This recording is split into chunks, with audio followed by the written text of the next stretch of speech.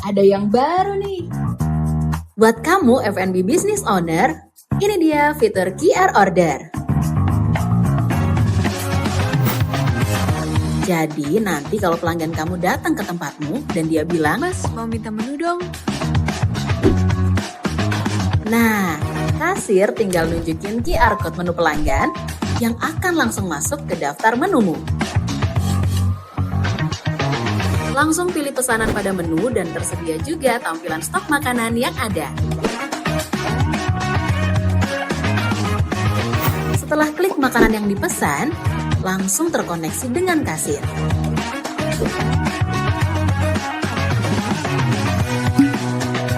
Dan kasir akan memproses pesanan pelangganmu. Setelah pesanan diterima, pesanan pelanggan akan segera disiapkan dan masuk ke handphone pelanggan. Oke. Fitur ini ada di plugin Food Menu Kasir Pintar Pro. Sudah kamu coba?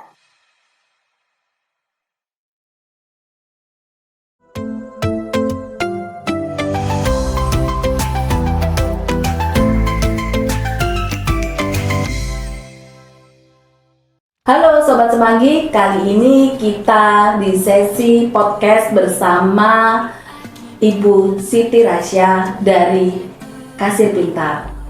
Ya, berikut adalah Ibu Siti Rasya, salam kenal. Halo, salam kenal semua Sobat Semanggi. Ya, Ibu Siti Rasya ini adalah salah satu founder dari Kasir Pintar. Ya, Bu Siti Rasya, ya, bagaimana sih kisah awalnya terbentuknya Kasir Pintar itu? Oke, jadi kalau misalnya kita flashback, Kasir Pintar itu kita benar-benar waktu mahasiswa. Jadi waktu mahasiswa itu sebenarnya Kasir Pintar ini adalah project lomba.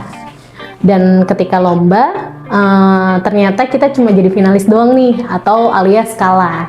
Cuma kita akhirnya belajar dari sana gimana caranya dengan kita udah capek-capek untuk mengikuti lomba, kita bikin Kasir Pintar ini jauh lebih bermanfaat. Tahun 2016, Kasir Pintar ini akhirnya kita publish di Google Play. Nah, waktu publish di Google Play sendiri, itu ada banyak hambatan sih sebenarnya gitu ya. Salah satunya adalah minimnya user yang menggunakan Kasir Pintar. Nah, akhirnya terkumpullah nih satu tim yang dulu tuh sebenarnya berlima. Satu tim ini gimana caranya kita itu bisa bikin Kasir Pintar ini maju. Tapi ternyata waktu itu tuh ada event namanya 1000 Startup yang diinisiasi oleh Kominfo. Lokasinya karena kita kuliahnya di Surabaya, jadi kita tuh ada di Surabaya Timur, tapi lokasi mentoringnya itu ada di Surabaya Barat. Nah, ternyata dengan jauhnya jarak untuk menempuh mentoring ini, kita sempat mutung gitu lah ya. Mutung untuk mengikuti program mentoring yang sebenarnya harusnya berbulan-bulan. Nah, gara-gara itu, tapi ada salah satu mentor yang akhirnya membuat kita sadar bahwa dengan adanya produk, kita tuh bisa bikin usaha loh gitu. Salah satu quotes yang saya suka banget gitu ya. Ini saya juga sering banget kalau misalnya saya ngisi acara. Satu quotes yang diberikan oleh mentor kami itu bilangnya gini, "Kamu itu kalau misalnya nyari kerja itu baik, tapi dengan kamu membuka lapangan pekerjaan itu jauh lebih baik." So akhirnya kita mikir, wah berarti benar juga nih gimana caranya dengan produk yang kita punya ini kita bisa membuka lapangan pekerjaan. Dari situlah sebenarnya akhirnya kami untuk komit untuk mendirikan Kasir Pintar. Oke, luar biasa nih ya. Jadi secara motivasi sebetulnya itu adalah dari quote tadi ya. Jadi istilahnya itu membuka sebuah lapangan pekerjaan itu akan lebih baik lagi. Betul. Gitu. Oke, selain bahwa keinginan membuka sebuah lapangan pekerjaan, motivasi yang mendasar nih kira-kira ya. Kalau dari Bu Rasya sendiri itu waktu itu untuk bener-bener atau istilah itu kekuatan terbesar untuk benar-benar ingin membuka bisnis ini itu sendiri apa? Selain yang quote tadi. Oke, kalau misalnya saya pribadi ya, jadi ini sebenarnya ada kaitannya dengan mimpi. Kalau misalnya dulu waktu pas SMP, SMA saya ditanya sama orang tua, sama teman-teman saya, sama guru saya selalu ditanya cita-citanya apa. Orang biasanya bilangnya pilot lah, pramugari lah, dokter lah, apalah gitu ya. Saya tuh jawabannya satu, konsisten sampai saya SMA, yaitu jadi kasir. Nah, dari jadi kasir ini saya sempet kaget sih, ibu saya tuh sempet kaget kenapa saya memilih jadi kasir gitu kan ya. Terus ya enak aja ngelihat kasir gitu, karena dulu waktu pas kecil tuh kalau misalnya ke hypermart gitu ya, ngelihat orang iniin kasir tuh kok kayaknya keren banget gitu kan. Nah terus sampai SMA saya ditanya lagi, dan tetap impian saya juga jadi kasir, tapi bedanya adalah waktu dulu bilangnya jadi kasir aja. Kalau waktu SMA saya bilang saya pengen jadi kasir tapi saya yang punya usahanya mah gitu. Nah dari situlah akhirnya lambat laun ternyata doa itu atau mimpi itu tuh sebenarnya kalau misalnya kita pegang erat-erat itu tuh bisa jadi salah satu apa ya, track record yang nantinya tuh langkah kita tuh sama gitu untuk mencapai mimpi kita.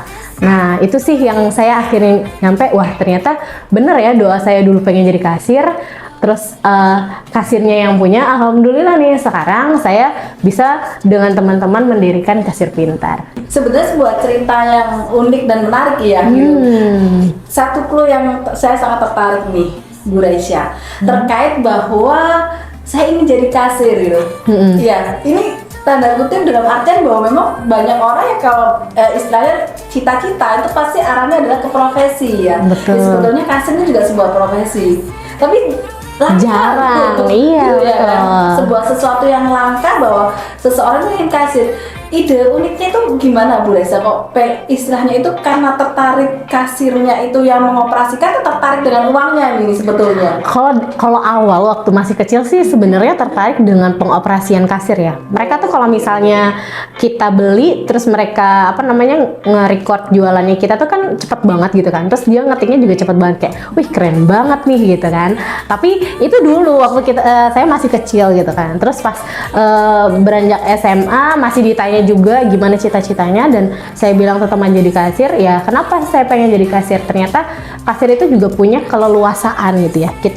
Kita bisa langsung melayani pelanggan kita dengan kita mau nge-service gimana sih ke pelanggan kita nih kalau misalnya dia beli gitu kan. Ya itu juga bisa berawal dari kasir gitu. Apalagi kalau kita yang punya, kita juga tahu kan omsetnya kita berapa. Nah, di sini gini, Bu Raisya, waktu pertama kali berdirinya perusahaan ini, Kasir Pintar, itu berapa orang sih jumlah orang istilahnya pada saat pendirian itu?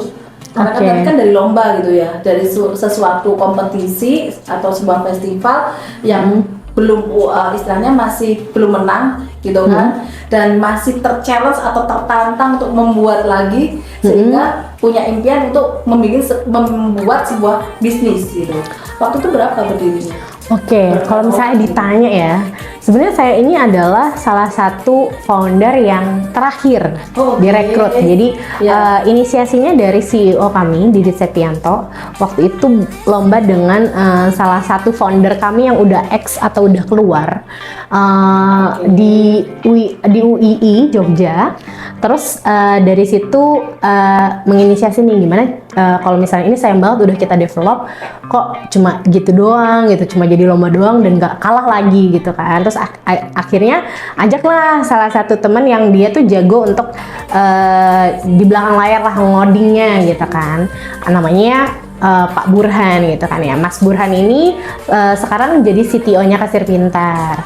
Nah dari 3 orang ini ternyata butuh seseorang yang dia itu bisa memanage produk dan dia itu juga bisa expert di bahasa Inggris. Nah ajaklah yang namanya Nuning gitu kan, tapi ini semua backgroundnya IT gitu kan. Terus gimana jualannya nih gitu kan. Tapi kondisinya waktu pas saat itu Nuning itu cuma punya link yang dia di luar IT itu tuh saya gitu, karena saya sama Nuning ini sepupuan kebetulan. Nah ditawarin lah gitu kan, iseng-iseng aja nawarin, ayo mbak kita bikin apa namanya, aku punya teman, aku diajak gabung, terus mbak karena sering apa namanya komunikasi dengan orang lain gitu kan ya, walaupun saya backgroundnya statistik, mbak jadi marketingnya deh gitu. Nah, yaudah deh ngumpul dulu, coba-coba aja dulu gitu. Jadi kita sebenarnya juga tidak expect too much Kasir Pintar itu bisa memiliki user yang sekarang udah lumayan gitu. Jadi kita dulu tuh ya yaudahlah coba-coba dulu gitu. Nah, di tengah-tengah ternyata salah satu ex-founder kami itu udah lulus duluan dan kebetulan diterima di BUMN gitu lah ya. Iya jelas dong, saya juga kalau misalnya posisinya udah lulus duluan dan diterima di BUMN, siapa sih yang nggak pengen settle lah ya gitu ya, udah terjamin gitu kan. Sedangkan kami startup kita belum apa-apa, bahkan untuk menggaji diri kami sendiri itu nggak bisa. Akhirnya ya itu Prutul 1 tinggal berempat, karena Prutul 1 akhirnya takutnya ada efek domino. Dari efek domino itu akhirnya kita menginisiasi gimana caranya kita tetap harus berempat ini benar-benar fokus untuk mengembangkan Kasir Pintar. Salah satu cara yang kita lakukan adalah bikin perjanjian hitam di atas putih. Oke, agreement ya. Agreement. Kalau misalnya, betul, kesepakatan bersama bahwa kita nggak boleh cari kerja. Jadi kita benar-benar harus fokus nih mengembangkan, nggak boleh cari kerja selama 2 tahun untuk fokus mengembangkan Kasir Pintar ataupun produk-produk yang lainnya, gitu. Oke, ini cukup luar biasa ya, Sobat Kasem. Ini satu clue yang saya sangat tertarik sekali. Dari 5 orang mendirikan secara bersama-sama, pasti itu luar biasa effortnya ya. Ada yang keluar 1 sehingga tinggal 4, gitu. Nah, suka dukanya nih, kira-kira dengan 4 orang ini ya gitu kan, setelah itu membuat sebuah kesepakatan bersama supaya tidak move gitu ya, tidak, karena kan istilahnya rumput tetangga lebih hijau lah ya bahasanya, bahwa di luar sana itu sesuatu hal baik entah penghasilan gitu ya, karena membangun sebuah bisnis startup itu juga tidak mudah tuh, entah penghasilan atau bahkan godaan-godaan yang lain tuh cukup luar biasa. Nah, bisa diceritakan nih suka dukanya pada saat benar-benar membangun itu bagaimana? Kalau suka dukanya mungkin kalau dulu kita flashback banyak dukanya ya, gitu ya. Jadi tadi saya bilang gimana caranya kita bisa komit. Salah satunya adalah dengan perjanjian hitam di atas putih tadi itu gitu ya. Dengan adanya itu tuh kita semua komit bahwa kita itu membangun Kasir Pintar ini sungguh-sungguh. Jadi dalam perjanjian itu adalah ada salah satu klausul juga, kalau misalnya kamu keluar, kamu nggak akan mendapatkan apapun gitu. Maksudnya bahkan sahammu juga akan hilang. Nah, itu juga jadi salah satu trigger kita untuk semangat mengembangkan Kasir Pintar. Dan gimana sih caranya dulu gitu? Kalau misalnya inget-inget, kita tuh bukan dari keluarga yang berada atau sultan gitu kan ya, yang langsung dikasih orang tua, kamu dikasih berapa M, ayo jalanin gitu kan, enggak gitu. Jadi salah satu yang kita bisa lakukan adalah kita menjadi software house. Jadi di samping Kasir Pintar, kita jadi software house. Salah satu klien kita waktu itu adalah ASEAN Games. Jadi di proyek ASEAN Games tuh kita lumayan mendapatkan money yang itu buat kita muterin bulanannya kita. Setidaknya walaupun kita masih belum, Kasir Pintar belum menghasilkan apapun, bulanannya kita tuh masih sustain gitu ya. Walaupun di tengah-tengah jalan tuh pasti ada dong gini, kamu tuh udah anak PTN, cum laude misalnya gitu kan ya, tapi masih penghasilan masih nggak jelas.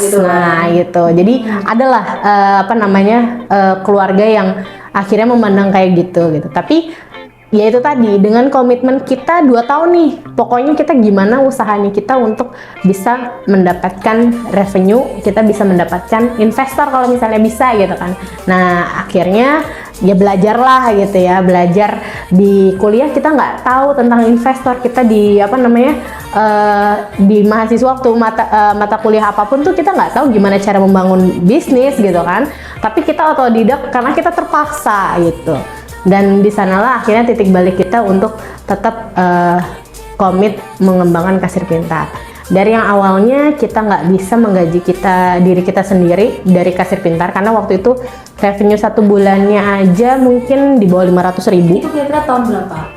2018. Bahkan itu mau COVID ya? Mau COVID ya, 2018 itu tuh kita 500.000 bagi 4 aja cuma 100.000 buat 1 bulan bayar gitu, makan aja juga kurang. Itu revenue per monthly. Wow.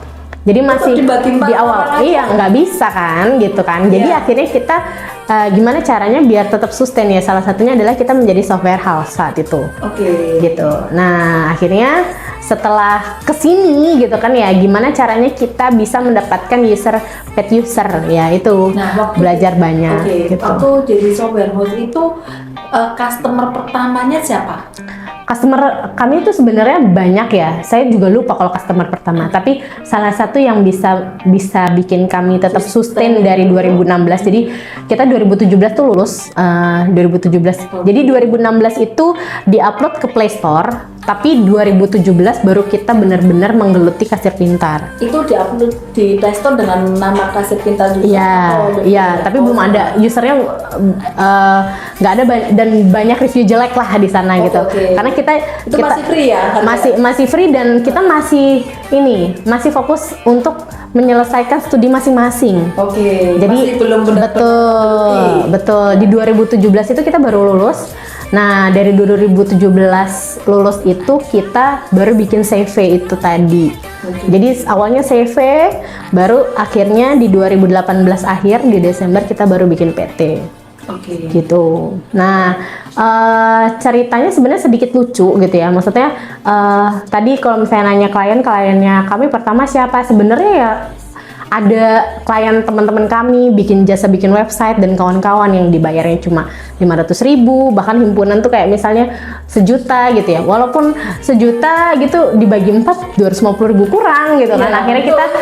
kita harus mencari customer yang lumayan oke gitu. Dan salah satunya yang tadi SEA Games, ada juga dinas pendidikan gitu kan ya. Nah, dari situlah akhirnya kita mendapatkan bisa memutar gitu ya, uang itu buat iklannya Kasir Pintar, uang itu buat apa namanya gajinya kami berempat, terus uang itu juga bisa kita putar buat kantor kami yang dulu gitu sih. Dan itu istilahnya bukan Kaspin ya waktu pakai aplikasi itu yang 2016 Kasir Pintar udah ada, Oke. tapi Kasir Yang Pintar software itu, house-nya? kalau software house-nya itu kita tergantung kliennya. Jadi kliennya butuh custom. bikin website apa? Iya, Oh, betul. itu ke arahnya ke website atau software? Website Oh, website biasanya. ya. Jadi website custom gitu. Betul. Oke.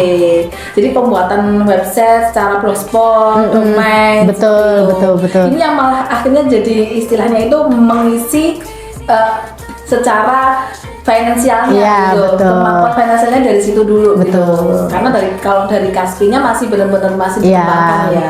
betul. Oke, itu luar biasa loh. Dari yang hanya value-nya 1 juta untuk menghidupin 4 orang itu sangat gimana ya? Sebulan aja Kurang buat ya. makan aja, tadi buat uang kos ya, katanya mungkin masih anak muda, kebetulan sekali masih sangat-sangat generasi milenial ya. Milenial atau generasi Z nih, kebetulan? Generasi mayoritas rekan-rekan.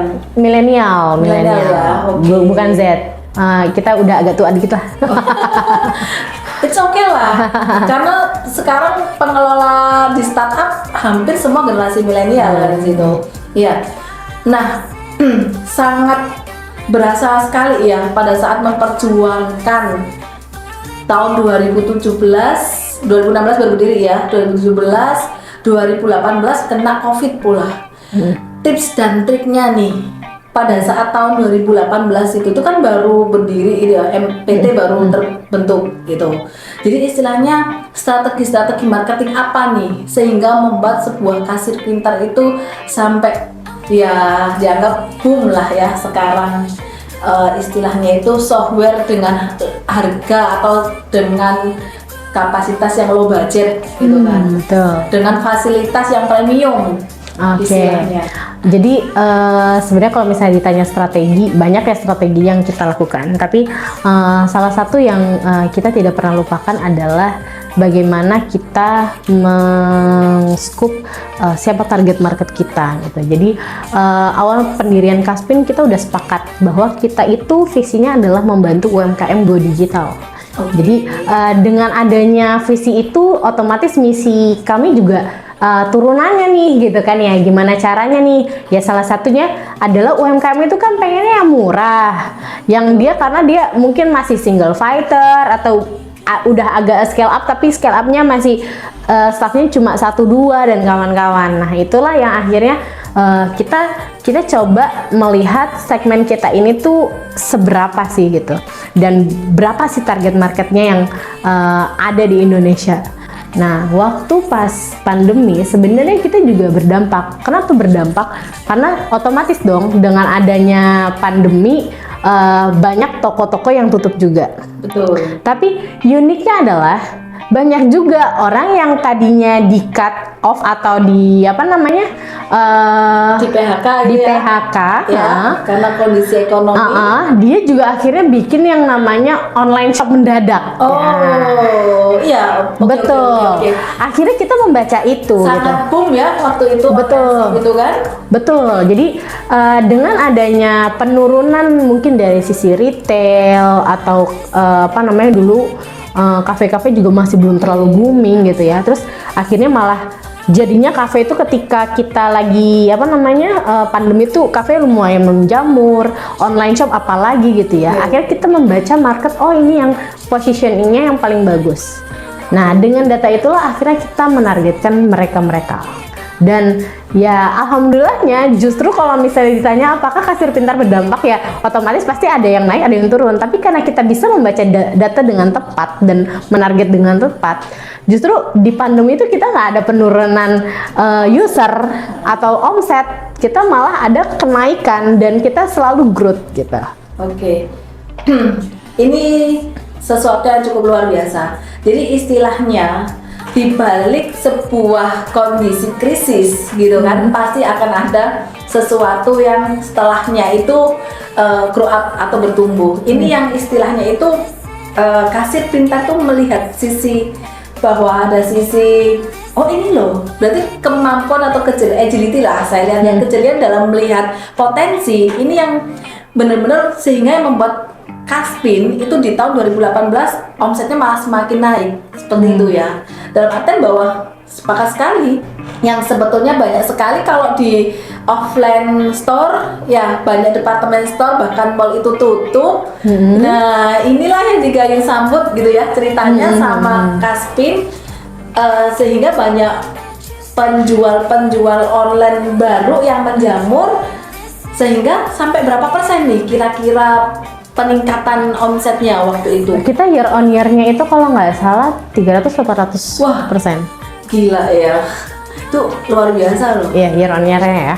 Iya, jadi istilahnya bahkan sampai bisa istilahnya grow up-nya sampai 400% itu luar biasa. Iya. Kalau boleh tahu, kalau Kaspin sendiri sebetulnya yang aplikasi yang paling murahnya itu berapa, dan itu gimana sih program penjualannya seperti itu? Jadi kalau misalnya kita tanya ya, Kasir Pintar itu karena tadi ya, kami itu visinya adalah membantu UMKM. Jadi target kami juga adalah salah satu apa ya, yang akhirnya kami sadari ya kita harus tetap sesuai dengan visi misi kami, yaitu membantu. Dengan membantu, salah satu yang bisa kita bantu dengan UMKM adalah dengan harga yang ekonomis dan kompetitif gitu ya. Nah, harga ekonomisnya berapa sih gitu? Kalau misalnya kita tanya, saya tanya gitu ya, kalau misalnya ke ibu kalau misalnya bayar parkir sehari mungkin lebih dari 2.000 dong.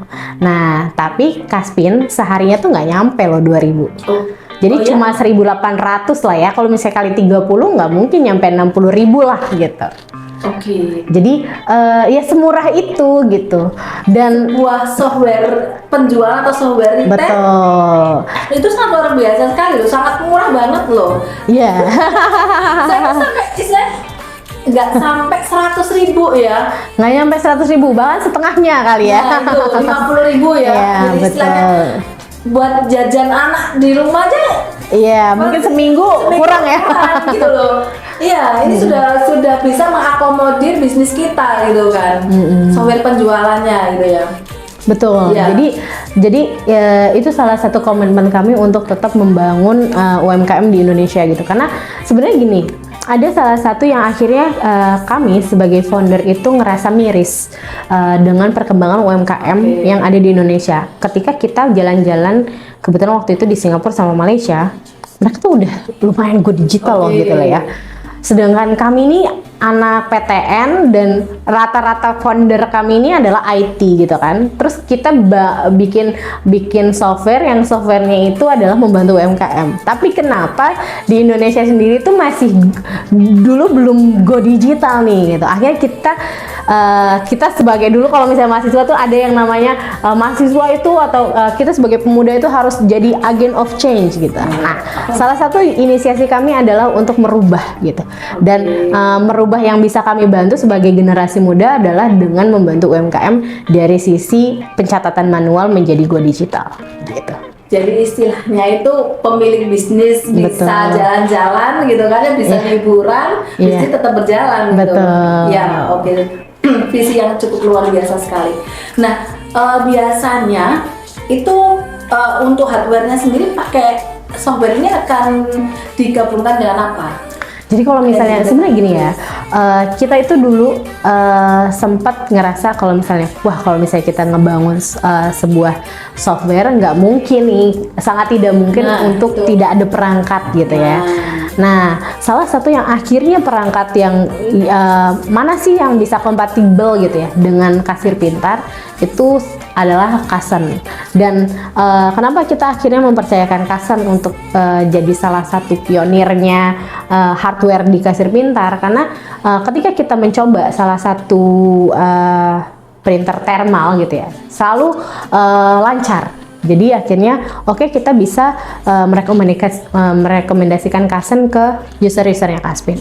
Dan selain itu tadi UMKM itu kan sukanya yang murah nih gitu.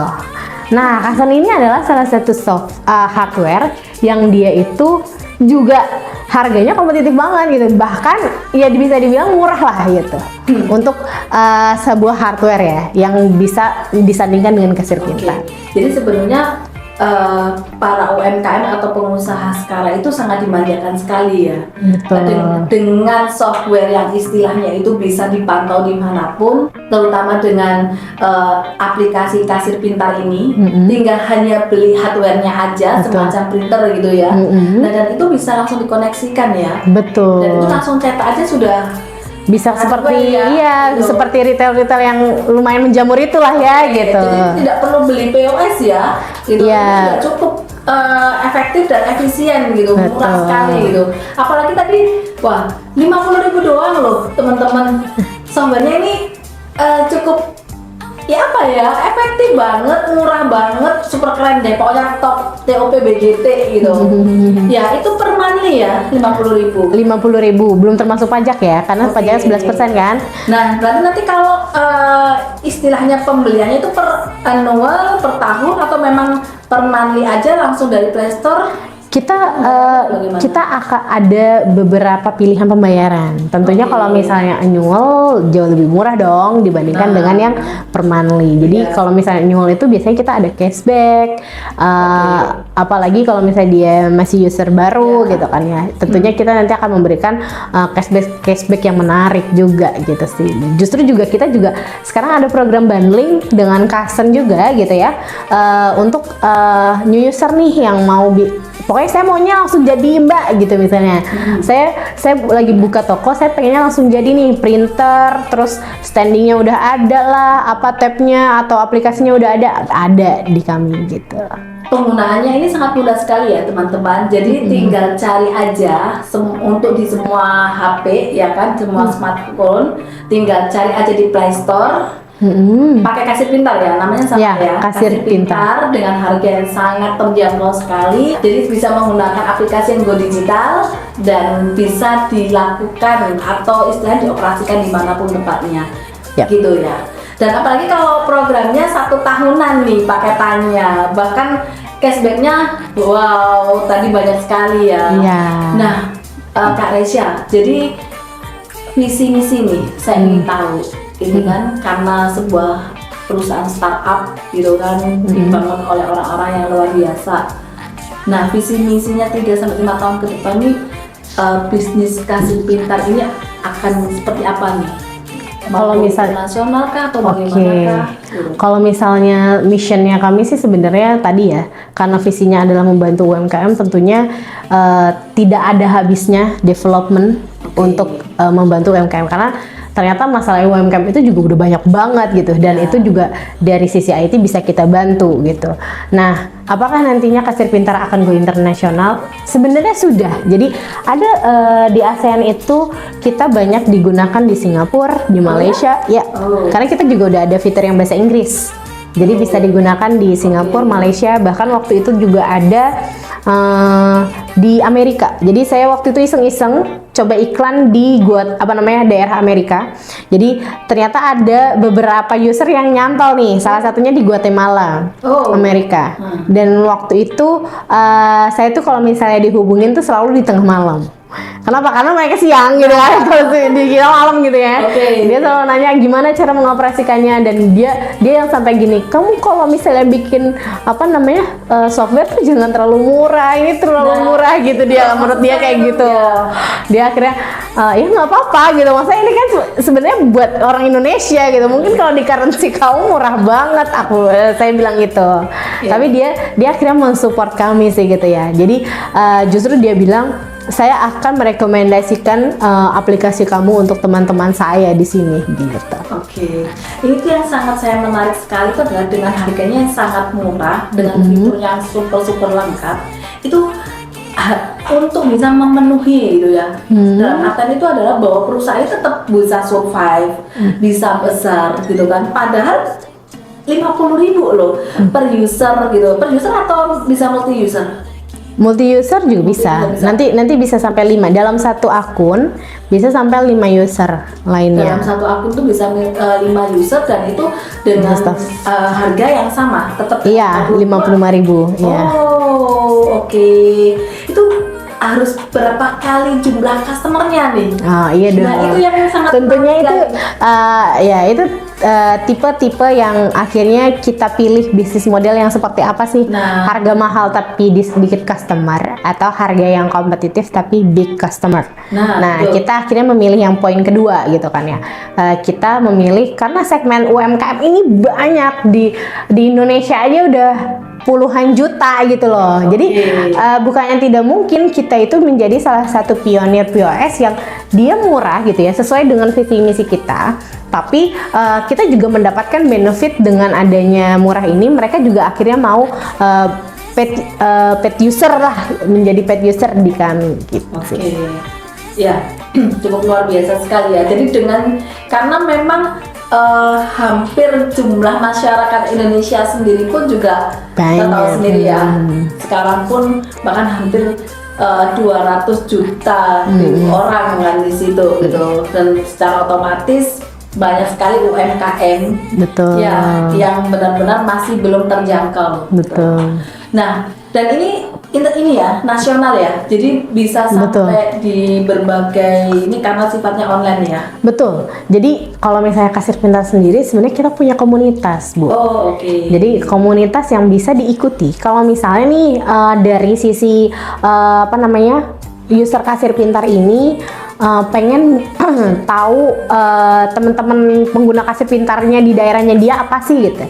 Kebetulan kita membuka 5 komunitas. Satunya di Jabodetabek, jadi kita satuin Jabodetabek gitu ya. Terus ada Jawa Timur, Jawa Tengah, ada Sumatera, dan ada daerah timur atau Kalimantan, Makassar dan kawasannya. Gitu. Ya. Jadi sudah jangkauannya sangat luas sekali ya. Nah, lantas kalau terkait after sales nih, ini yang juga sangat menarik buat saya. Kenapa? Karena biasanya itu yang namanya software house ya, itu meng-create awal memang mudah. Gitu. Nah, setelah itu karena namanya startup juga itu ada hal-hal potensi masalah-masalah. Nah, ini untuk mengolah secara customer service-nya seperti apa nih? Apalagi jumlah yang sebegitu banyaknya gitu kan pengguna gitu ya. Tentunya kita sadar ya, dengan kita mendevelop Kasir Pintar adalah kita juga mendevelop tim kita mendevelop user kita juga. Salah satu yang akhirnya kita inisiasi adalah dengan membuat customer service kita itu hampir 24 jam. Jadi dari jam 8 sampai jam 9 malam. mereka itu bisa ready ditanyain apapun sama customer kita gitu kan. 24 jam nonstop. Sorry, 8 sampai jam 9 ya, 12 jam lebih lah ya gitu ya. Oke, jam 8 pagi sampai jam 9 Betul, malam. kondisinya Untuk bisa ditanya-tanya, terserah sama user, bisa ditanya-tanya tentang kendalanya. Tapi selain dari itu, kita juga ada yang namanya tim maintainer. Jadi maintainer ini yang user dia kalau misalnya nggak ada masalah, nggak ada apa, tapi tetap dikabarin dong, pengen dong user dikabarin gimana caranya penggunanya. Kita ada juga namanya tim maintainer. Ada juga kita technical support. Kalau misalnya tadi yang ditanyain bug-bugnya yang tadi, bugnya gimana nih kok nggak bisa selesai dan kawan-kawan. Nah, kita biasanya ada di tim technical support. Jadi poin-poin dari tim-tim kami ini adalah kita menyadari betul bahwa dengan kita membuild POS, kita juga membuild yang namanya development services gitu ya. Jadi kita harus benar-benar support di servicesnya, atau tadi ibu bilangnya sebagai after salesnya gitu. Nah, dari situlah akhirnya kita membuat part-part ini. Oke. Ini semua itu sistemnya adalah pakai istilahnya email atau apa untuk metodologi penjawabnya? Kita ada software atau software juga yang membantu kita. Dia adalah pakai WA official. Jadi betul gitu, betul. Biasanya itu pakai aplikasi atau apa, pakai website atau pakai langsung di kasir pintar, aplikasi kasir pintar sendiri, di situ langsung ada chat CS atau bagaimana? Jadi kalau di aplikasi kasir pintarnya kita langsung ngasih tahu ngehubungin CS-nya kemana. Kalau di website kita ada di embed button buat langsung ke WA officialnya.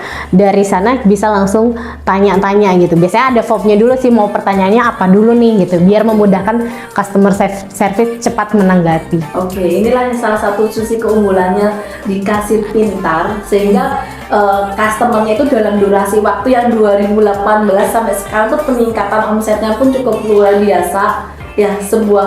Sesuatu yang dimana mungkin pebisnis lain itu kondisinya malah kolaps gitu ya. Bahkan justru yang kasir pintar ini naik loh teman-teman, bisa sampai omsetnya 400 kali lipat karena pelayanannya yang juga cukup luar biasa. Oke, ya sangat menarik sekali pembicaraan kita hari ini. Saya mendapatkan banyak sekali hal yang istilahnya itu dari sebuah visi kecil seorang anak kecil dengan impiannya yang sangat simple ya. Saya berbicara di situ sangat simple sekali. Dengan background pendidikan seorang yang statistik ya, tadi perkuliahan statistik, ternyata mampu menjadi seorang marketer ya di bidangnya gitu, sebagai pembicara, istilahnya itu penyampai pesan company gitu kan, sampai bahwa perusahaan ini bisa sebesar ini ya, dengan visi yang luar biasa. Visinya adalah menjadikan UMKM di Indonesia menjadi UMKM yang go digital. Nah, sekarang sesi yang terakhir nih, Kak Raisya ya, namanya cantik sekali. Ya, pesan untuk Kasen lovers nih. Oke. Ya, untuk sobat-sobat Kasen, apa nih pesannya dari Kak Raisya? Jadi kalau misalnya untuk sobat Kasen gitu ya, kalau misalnya kita mau build satu bisnis, gelutin itu, jangan menyerah.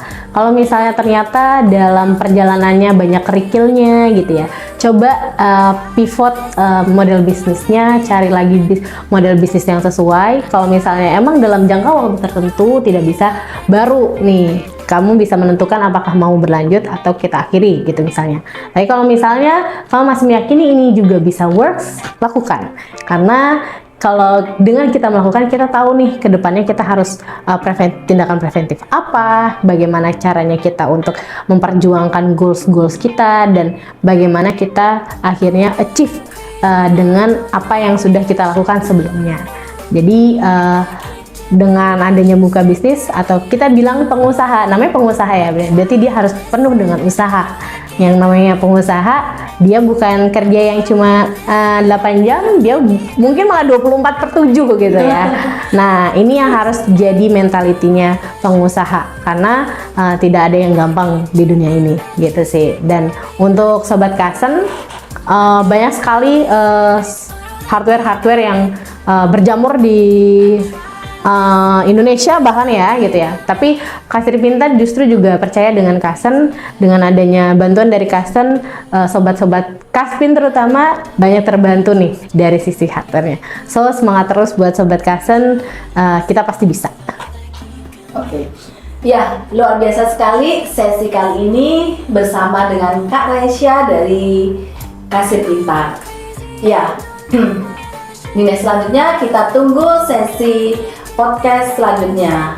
Ya, dadah. Dadah. Laporan stok barang, transaksi harian, sampai laporan untung rugi bulanan harus disimpan di tempat yang aman.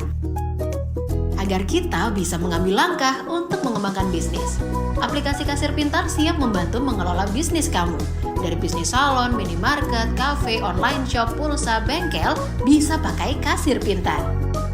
Pilih harga sesuai kebutuhan bisnismu dengan beragam fitur plugin Kasir Pintar.